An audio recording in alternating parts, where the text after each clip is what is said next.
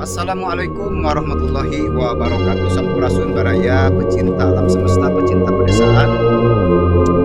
Mudah-mudahan dirasotan enak urang sadayana dipasehan kasehatan baraya kita di segala cita-cita urang sadayana masing aya dina kopi Allah Subhanahu wa taala baraya. Posisi meneluskan hutan pinus konon katanya di leuweung teh sok aya rek siang pada umum biasa anotna kita kasonten magrib lah sareutna baraya. Sok aya penampakan tapi sok aya nu gaganggunya.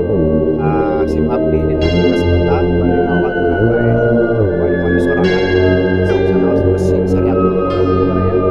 Urang cobaannya telusuri ka ayeuna baraya. Ayo dilanjutkeun baraya.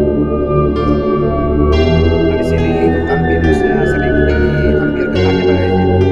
Khusus para petani begitu terus padi terus profesional kanggo ngalah getah pinus baraya.